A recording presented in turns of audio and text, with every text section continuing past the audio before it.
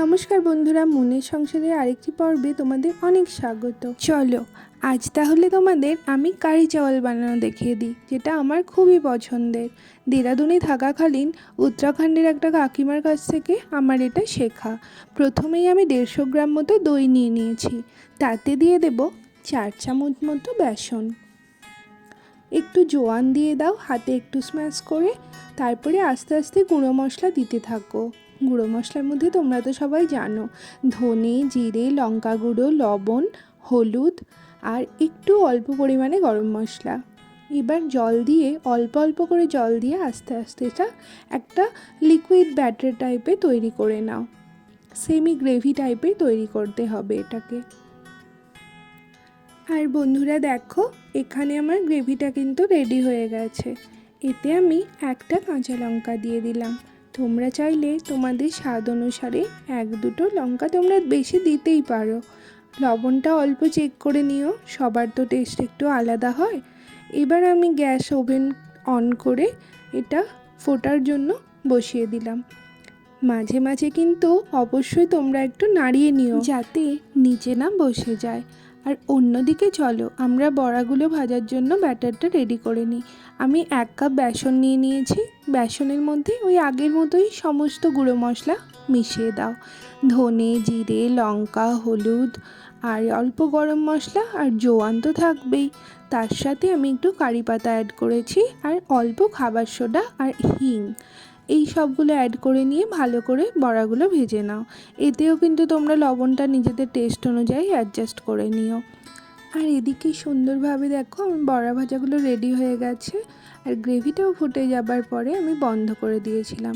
এবার আমরা তড়কা লাগিয়ে নিই। চলো প্রথমেই সাদা তেল গরম করে নাও। আমি 1 চামচ দিয়েছি, তোমরা চাইলে 2 চামচও দিতে পারো। এতে আমি 5 ফোড়ন দিয়ে দিলাম, হিং দিয়ে দিলাম, একটা শুকনো লঙ্কা আর কারি পাতা দিয়ে দিলাম।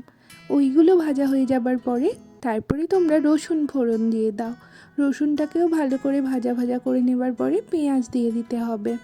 এবার সবগুলো ভালো করে ভাজা ভাজা করে নাও, যতক্ষণ না একটা সুন্দর গন্ধ বেরায়।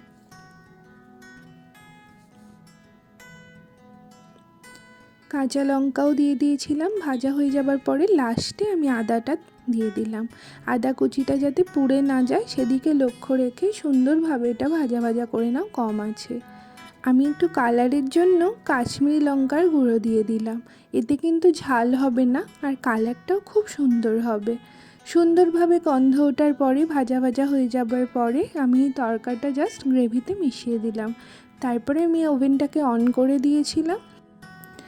এবার আমাদের গ্রেভিটা ভালো করে ফুটে যাওয়া পর্যন্ত অপেক্ষা করতে হবে।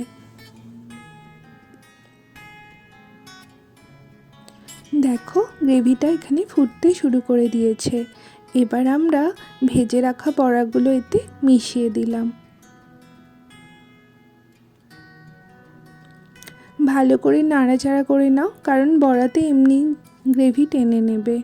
এর জন্য বেশি করে আর তোমাদের ফোটাবার কোনো দরকার নেই। এরপরে গ্যাস ওভেন তোমরা বন্ধ করে দাও। আর আমাদের বাঙালিদের অল্প করে লাস্টে চিনি না দিলে হয় বলো? এটা আমার এক্সপেরিমেন্ট। আমি অল্প লাস্টে চিনি দিই আর একটু ভাজা মশলা দিয়ে দিলাম। এই যে ফাইনালি আমার কারি চাওয়াল রেডি হয়ে গেছে, যেটা থাকলে আমার আর কিচ্ছু লাগে না। আমার জীবনে এই কারি চাওয়াল খুব গুরুত্বপূর্ণ, জানো তো? এর পিছনেও একটা স্টোরি আছে। এই কারি চাওয়াল আমি প্রথম খেয়েছিলাম মাতা বৈষ্ণব দেবীর মন্দিরে। উপরে যে রেস্টুরেন্টটা আছে ওই রেস্টুরেন্টের মধ্যে রাজমা চাওয়াল আর কারি চাওয়াল পাওয়া যায়। সেখান থেকেই আমি মায়ের কাছে এই মায়ের ভোগ খেয়ে আমার এত ভালো লেগেছিল, তারপর থেকেই আমার বাড়িতে আমি কারি চাওয়াল বানানো শুরু করি। আমার এটা থাকলে আর কোনো কিছু লাগে না, আর প্রত্যেকবারে মনে হয় আমি যেন মায়ের দর্শন পেয়েছি। আমরা কিন্তু সবাই বাড়িতে বানিও, আর কারা কারা আমার মতো ভালোবাসো আমাকেও জানিও।